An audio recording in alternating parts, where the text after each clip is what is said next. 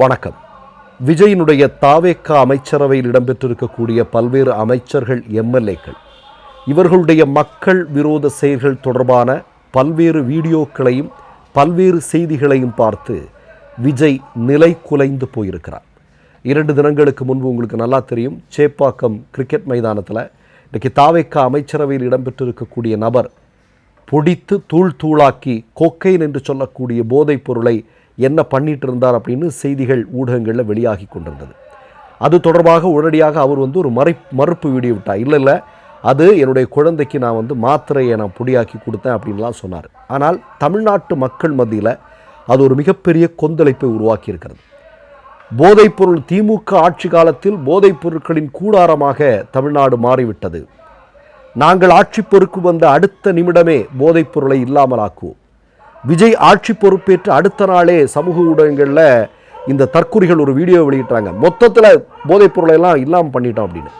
ஆனால் தாவேக்காவுடைய அமைச்சர் ஒருவரே இப்படிப்பட்ட நபராக இருக்கிறார் என்பதான செய்தி தமிழ்நாட்டு ஊடகங்களில் வேகமாக பற்றி எறிந்தது. இப்போ விஜய்க்கு என்ன பண்ணுன்னு தெரில. இப்போ விஜயனுடைய ரசிகர்கள் எல்லாம் என்ன நினச்சாங்க அப்படின்னா, உடனடியாக இந்த அமைச்சர் மீது நடவடிக்கை எடுப்பார், நம்ம சமூக ஊடகங்களில் ஃபயர் விடலாம் அப்படின்னு எதிர்பார்த்தாங்க.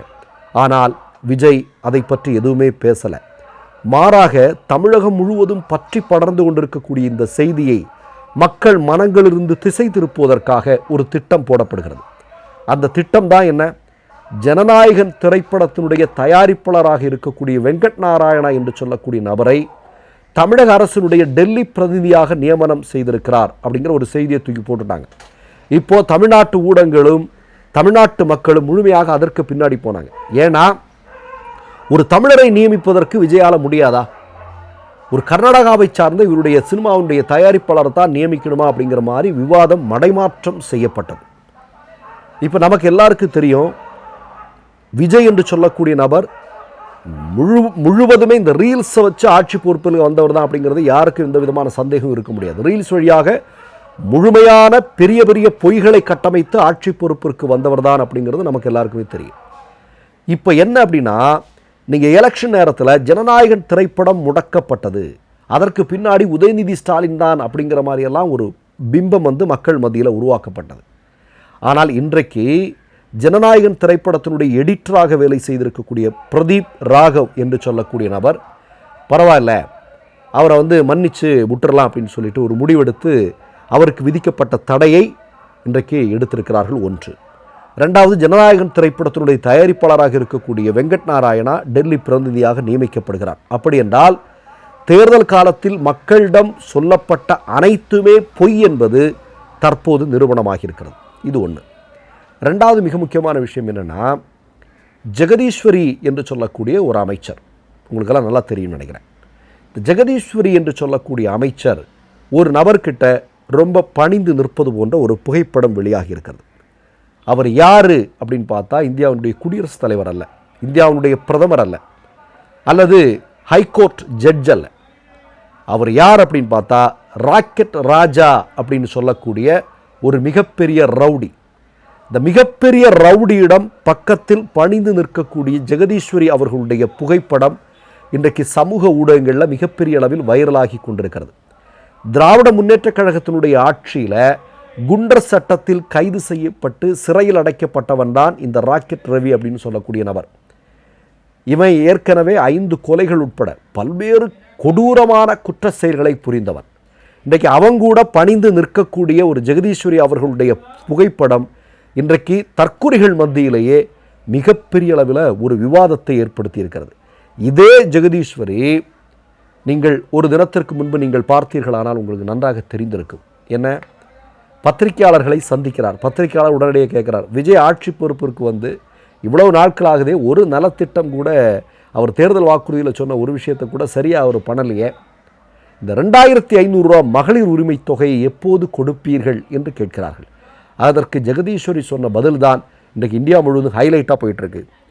விஜய்னா பத்திரிகையாளர்னா ஓடிடுவார், ஆதவர்ஜுனாவும் ராஜ்மோகன்னா நிறைய பொய்களை பேசுவார். இப்போ ஜெகதீஸ்வரி என்ன சொன்னார்னா, இதெல்லாம் பண்ணால் வேலைக்காகாது அப்படின்னு தொண்டை சரியில்லைங்க அப்படி சொல்லிட்டு எஸ்கேப் ஆகிட்டாங்க. இப்போ இது எல்லாமே இன்றைக்கு விஜய்க்கும் தாவேக்காவிற்கும் ஒரு மிகப்பெரிய பின்னடைவை தமிழ்நாட்டு மக்கள் மத்தியில் கொடுத்துருக்கு அப்படிங்கிறது. இது ஒன்றும் இல்லைங்க, இன்னொரு மிக முக்கியமான விஷயத்தை நான் சொல்கிறேன். விஜயினுடைய பிறந்த நாள் அன்னைக்கு மதுரையில் ரேஷன் அரிசி, ரேஷனில் கொடுக்கப்படக்கூடிய அரிசியை அங்கே இருக்கக்கூடிய மக்களுக்கு கொடுத்திருக்கிறார்கள் அப்படிங்கிற செய்தி இன்றைக்கு வெளியாகி இருக்கிறது. நமக்கு நல்லா தெரியும், சில தினங்களுக்கு முன்பு ஆதவர்ஜுனா அவர்கள் ஒரு செய்தியை சொல்கிறார். என்ன சொல்கிறாரு?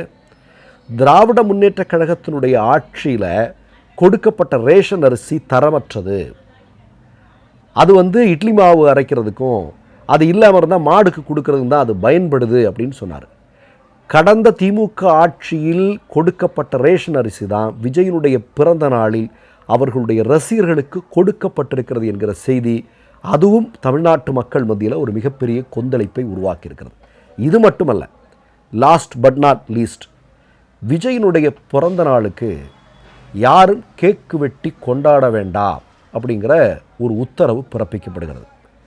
இப்போது விஜயினுடைய பிறந்த நாளுக்காக உருவாக்கப்பட்ட கேக் அப்படின்னு சமூக ஊடகங்களில் இந்த நம்ம தற்குறிகள் எல்லாம் என்ன பண்ணியிருக்கிறாங்க அப்படின்னா, இது விஜய் பிறந்தநாள் கொண்டாடல, பார்த்தீங்களா, அவர் எவ்வளோ பெரிய மகத்தான மனிதர் அப்படின்னு சொல்கிறாங்க. ஆனால் என்ன நடந்திருக்கு அப்படின்னா, அதற்கு பிறகு ஒரு வீடியோ வெளியாகி இருக்கிறது.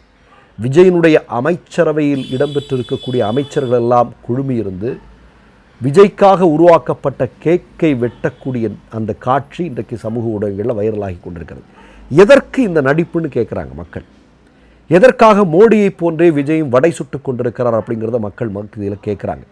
நமக்கு நல்லா தெரியும், கரூர் சம்பவம் தொடர்பான விஷயங்கள் நடந்து கொண்டிருக்கும் போதே பனையூரில் ஆயுத பூஜை நிகழ்வு கொண்டாடப்பட்டது அப்படிங்கிறது கூட செய்திகள் கூட மிகப்பெரிய அளவில் வைரலானது.